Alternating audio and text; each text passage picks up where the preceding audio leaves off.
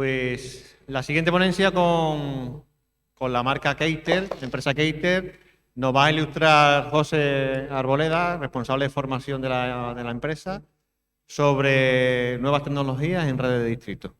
Muchas gracias. Muchas gracias. Bueno, pues muchas gracias por invitarme.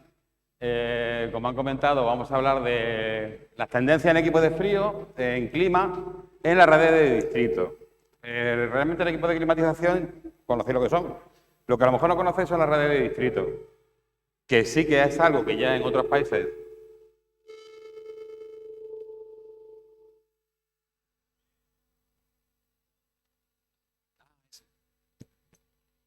¿Ya?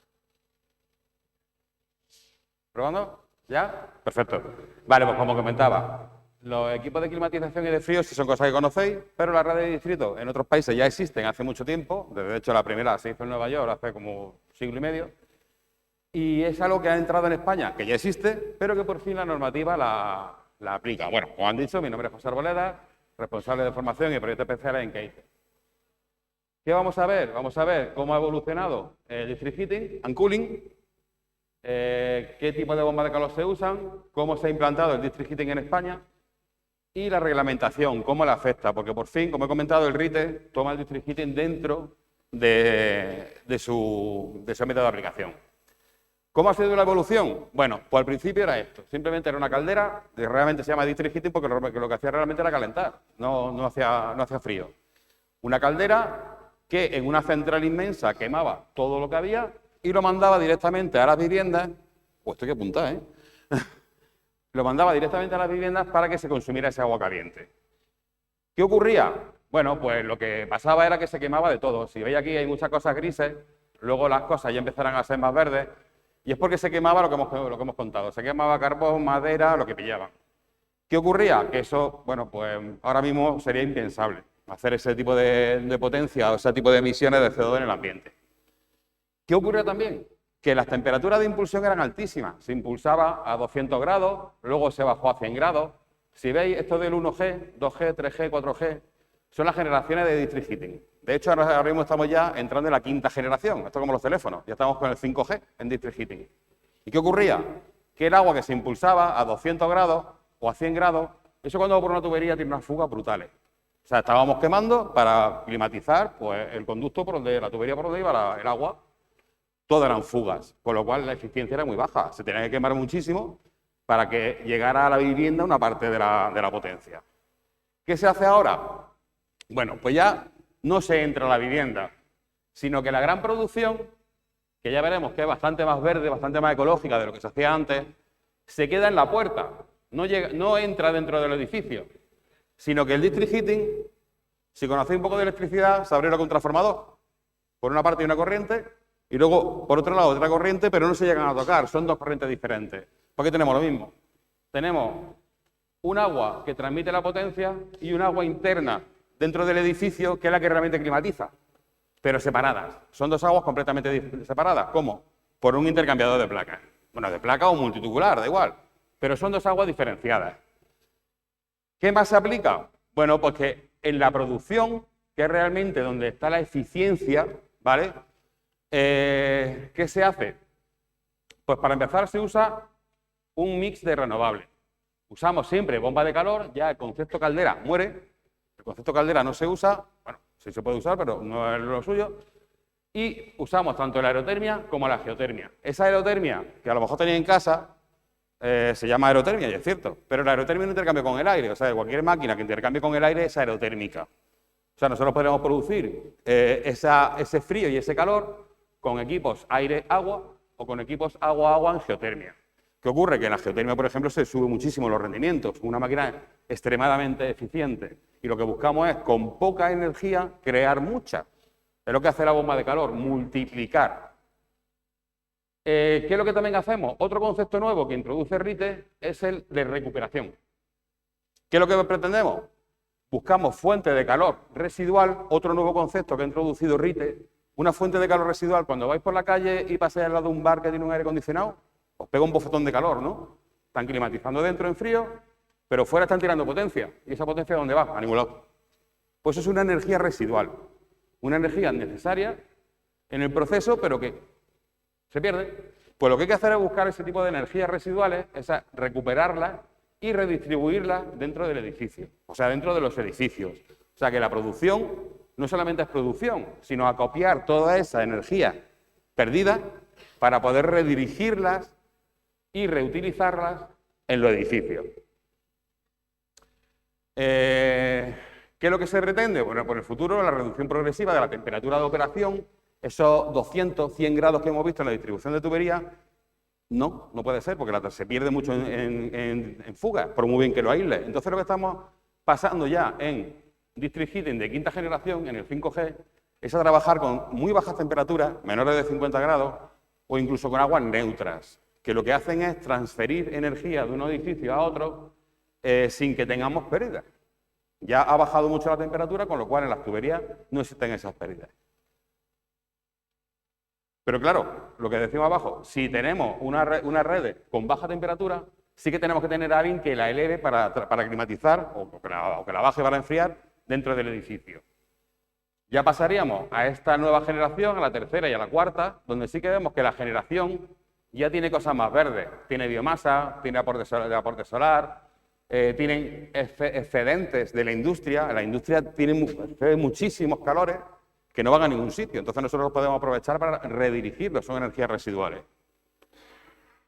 Las temperaturas bajan, ya bajaron en su momento con el 3G por debajo de 100, con el 4G por debajo de 50, y como he dicho, nosotros bajaremos hasta casi temperatura ambiente, siendo el agua simplemente un distribuidor de exceso de un sitio que van al otro. ¿Cómo son las bombas de calor para un district heating? Bueno, como hemos dicho, que el district heating se queda en la puerta del edificio, realmente entra pero no se distribuye dentro de él, lo que tendremos que hacer serán equipos todos agua-agua. Un agua con el district heating y otro agua dentro en la climatización. ¿Qué tiene esto de ventaja? Que los equipos de agua-agua tienen una eficiencia muy alta. ¿Conocéis el concepto de LR y el COP? Pues tienen un ER alto y un COP aún más alto. Con lo cual nos encontraremos con equipos de muy alta potencia que trabajarán en agua-agua con una eficiencia muy alta. Esto sería para climatización y para refrigeración, pero también nos podemos encontrar con equipos que nos den alta temperatura. Como sabéis, hay ahora una reconversión donde la bomba de calor ha sido reconocida como parcialmente renovable, con lo cual puede sustituir una caldera. Pero nos encontramos con el problema de que las calderas dan temperaturas de impulsión muy altas y nosotros ya la podemos dar. Algo que era casi impensable hace 20 años en climatización es que ahora tengamos equipos que nos pueden dar hasta 75, 80 y el futuro son 90 grados en impulsión y 120. O sea, queremos generar vapor. Con lo cual, estos equipos en bombas de calor ya sustituyen a las calderas. Y con mucha más alta eficiencia, porque al final se ha demostrado que somos más ecológicos que la caldera. ¿Cuál es uno de los problemas que tenemos ahora? Lo ha contado antes el compañero y el compañero que viene ahora lo volverá a contar, que son los refrigerantes. Tenemos un montón de refrigerantes, todo en pos de tener GWP muy bajo. El GWP, no sé si lo conocéis, pero es cómo una fuga de refrigerante afecta a la elevación de la temperatura. Se llama Global Warming Potential. Es el poder que tiene un refrigerante en una fuga de calentar el ambiente, ese efecto invernadero, refiriéndose a cómo lo hace el CO2. Entonces, ahora mismo estamos limitados a poder fastidiar el ambiente hasta 750 veces, como lo hace el CO2, pero eso va a bajar. Y nos vamos a encontrar con situaciones donde tendremos que tener refrigerantes que sean con muy bajo potencial de calentamiento. El tema del ozono, por supuesto que ya la capa de ozono ya no la podemos tocar, eso ya es intocable. Pero nos encontraremos con esto, con lo cual tenemos que tirarnos siempre con soluciones, por ejemplo, con el 1234ZE o ya con el 290, con el R290, que sería el propano. O sea, nos estamos haciendo ya máquinas que van a trabajar con refrigerantes que entenderemos que serán algo así como refrigerantes definitivos, donde ya no habrá esa guerra del GWP y seremos totalmente neutrales. Porque el 1234ZE tiene un GWP ahora mismo de 7, pero el recálculo que se hace, ahora lo veremos, casi que dice que fastidia menos la capa de ozono que el propio CO2. Con lo cual, se podría decir que un refrigerante inocuo. Con lo cual ya ese San Benito que nos han colgado de que fastidiamos la capa de ozono y que somos muy malos para el efecto invernadero, pues nos lo vamos a ir quitando poco a poco. ¿Vale? Todo esto viene de una serie de reglamentos de ecodiseño que nos están pidiendo que seamos súper ecológicos, que cada kilovatio que usemos sea utilizado. De hecho, ya con el tema de las recuperaciones, ya nosotros hablamos del kilovatio de doble uso, un kilovatio que a la vez que nos refrigera, también nos provoca ACS. Con lo cual, esa es otra recuperación. Con 1 kilovatio refrigeramos y nos duchamos. Pues está muy bien, ¿no? Eso en mi tierra se llama hacer croquetas. Hacemos el cocido y mañana croquetas. Pues eso ya lo estamos haciendo hace mucho tiempo, pero ahora se está potenciando aún más. Esta es la evolución que os comentaba de los GWP, donde nos encontramos que el límite en el 2020 estaba en 2.500, para el 2025 estará en 750 y ya hay refrigerantes que se han quedado fuera. Si abrimos la escala, en vez de hablar en miles, hablamos en cientos, pues nos encontramos con que ese límite de 2025 bajará. Y cuando baje, porque ahora estamos en la IPCC 4, que son unos señores que lo que hacen es ver cómo evoluciona el mundo de la climatización y cómo cada uno de los refrigerantes va evolucionando ese GWP, esa forma que tiene de calentamiento. Cuando entremos aquí, que es la del 2021, porque aún seguimos aquí, habrá refrigerantes que se queden fuera y nos quedaremos con refrigerantes que posiblemente en un futuro también caigan. Pero es que nosotros estamos aquí, estamos en la escala del 1. El 1, 2, 3, 4 ZD, que es el que usamos, o el 290, ahora mismo tienen potenciales de 7 o de 3. Pero es que en un futuro tendrán menos impacto que el propio CO2. Con lo cual ya nadie nos podrá decir que no. Ahora mismo sí nos pueden decir, tenéis que cambiar de refrigerante. Pero cuando ocurra esto, no nos podrán decir que no. ¿Por qué? Porque serán eso, lo que llamaremos refrigerante definitivo. Entonces estamos siempre en eficiencia, en recuperar y en no hacer que nuestros equipos afecten a la capa 2, al calentamiento global. Aparte, tenemos lo que hemos comentado antes, que es el tema del ecodiseño, donde nos obligan a tener eficiencias muy altas. Si antes se hablaba del ER y el COP, eso ya está totalmente desfasado. Ahora se habla del estacional, también está desfasado.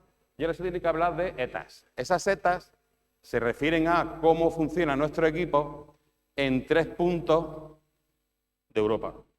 Tendríamos equipos, de hecho nosotros antes se decía que se hacía una enfriadora y se hacía. Pues nosotros tenemos enfriadoras para zona fría, para zona average y para zona warmer. Y cada una está afinada a ese tipo de climatización. Con lo cual la enfriadora que se instala en Canarias no será la de los Pirineos, o no será la de Atenas, o no será la de Helsinki, o de la de Estrasburgo, sino que tendremos equipos adaptados a la ubicación, para que sean hipereficientes. ¿Cómo es la implantación? Bueno, pues como veis, como siempre España se queda un poco ahí, en Europa ya hay un montón de district heating funcionando, y ahora han sacado, lo podéis buscar, mapa de calor, lo ha sacado el IDAE, el Instituto de Diversificación y Ahorro Energético, un mapa donde nos podemos encontrar con demanda de calor, demanda de frío, producciones de calor, producciones de frío y zonas donde ya hay implantado district heating. O sea que si queréis entrar podéis verlo y veréis que hay un montón. De hecho, por cada comunidad autónoma, esto lo he sacado de una página web, la verdad es que de la Asociación de Empresas de Redes de Calor y Frío, nos dice por cada una de las comunidades autónomas cuántos district heating hay implantados. Y esto va a crecer. Esto va a crecer, ¿por qué? Porque se va a incentivar y se va a dar cuenta a la gente de que realmente un district heating es una forma de ahorrar mucha energía. ¿Cuál es la reglamentación? Bien, aquí pues me anuncio un poco. Si cogéis ese código QR, os pasa a este vídeo, que es que os cuento el RITE en 30 minutos, ¿vale? Ya hay más de 3.000 visualizaciones. Bueno, vamos a subir, ¿no? Así que si cogéis el QR, o si no, luego lo paso. Pasaré ese vídeo que la verdad es que está curioso. Ahora lo estoy cogiendo, vale. Y vamos a ver cómo el reglamento, cómo ese RITE, el reglamento de instalaciones térmicas en la edificación, acoge ya ese concepto de district heating, que antes no lo tenía. Bien, bien. Sí, sí. ¿Lo tenéis? Ahora después lo pongo otra vez. Vale. ¿Qué es lo que dice RITE? Bueno, pues dice, RITE ya habla de calefacción y refrigeración urbana. De hecho, ya dice que en inglés se conoce como district heating. Ya entramos como concepto dentro del RITE. Ya tenemos nombre. ¿Qué más dice? Que las instalaciones térmicas serán todas esas que habla de calefacción, refrigeración y ventilación y ACS, incluidas las interconexiones de red urbana de calefacción o refrigeración. Ya estamos dentro. ¿Qué más habla? Nos mete dentro del ámbito de aplicación. O sea, dice que la red urbana, los district heating, estarán reglamentados por el RITE, ¿vale? ¿Y cómo lo hace? Pues te dice directamente que ese acople que hemos visto dentro de cada edificio será como si tuviéramos una central frigorífica, ¿vale? Será como una instalación, que tendrá una potencia igual a la del intercambiador. Si tenemos un intercambiador de 500 kilovatios y solo usamos 300, pues mi instalación será de 500 kilovatios. Estará preparada para el máximo que pueda aportar. Y se trabaja con ella como si fuera una enfriadora pura y dura.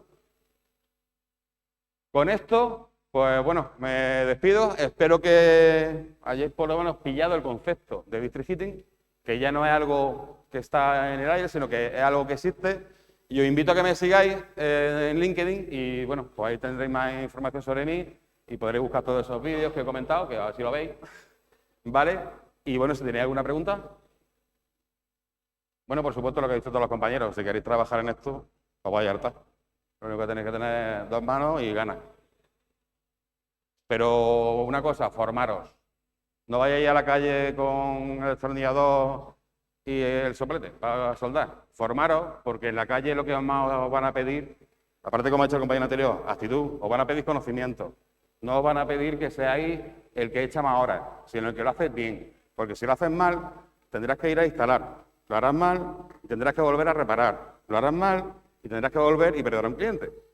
Entonces, por favor, formaros, no vayáis tan a lo loco, no os fiéis de lo que dice la gente de los bares, como yo suelo decir, y el RIT existe, el Reglamento de Seguridad de Instalaciones Frigoríficas existen. Si entráis en Cater, en Academy, hay un montón de vídeos míos donde podéis ver cosas, que yo no sé el que me enseña, pero por lo menos veis qué hay para leer. Hay un montón de documentación. Y si queréis algo, pues habláis con Manuel y una charla se viene y se da de lo que queráis, ¿vale? Sobre todo instalaciones de agua. ¿Va? ¿Alguna pregunta entonces?